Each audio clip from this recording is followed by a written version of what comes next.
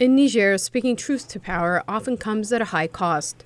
For journalist Samira Sabou, that cost includes legal harassment, imprisonment, and threats. But she says she remains undeterred. Sabou is best known for her investigative reporting on governance and corruption, topics that have made her a target in a politically charged environment. But she says free press in the country is more important than ever. Libre n'est pas importante que pour le Niger.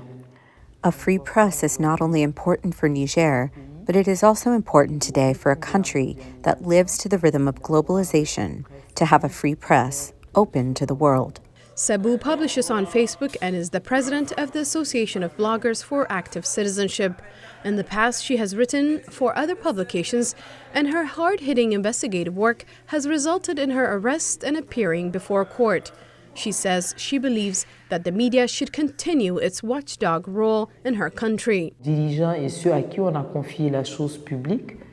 This allows precisely the leaders and those who have been entrusted with public affairs to know precisely that there is a certain accountability. We need a counterbalance to power, and the press can be this counterbalance. Her fight is not just in the field, but also online. Through social media, she engages with her audience and raises awareness about freedom of expression. But the digital space, she says, is also where much of her legal battles originate due to the country's cybercrime laws. Sabou has been sentenced under Niger's cybercrime law and her appeal is pending. Ce que j'ai ressenti, bien évidemment, c'est de l'injustice.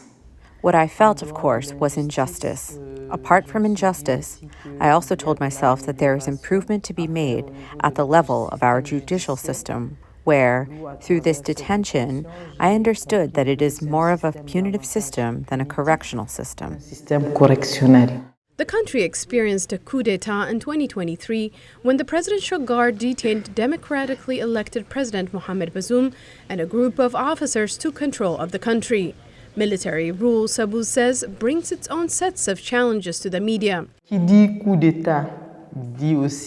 When someone says coup d'etat, they also are saying there shouldn't be certain regulatory institutions of the profession of journalists or of institutions of monitoring human rights. So, all these institutions no longer exist. I think that already calls into question the work that we do because precisely we no longer have protection.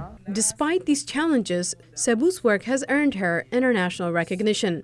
The Committee to Protect Journalists honored her as one of this year's International Press Freedom Award recipients, highlighting her courage and commitment to free speech.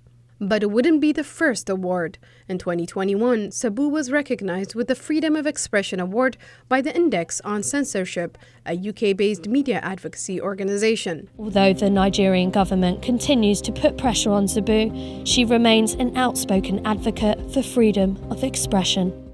With this year's award, she says she hopes to inspire other journalists and make a lasting impact to change restrictive laws.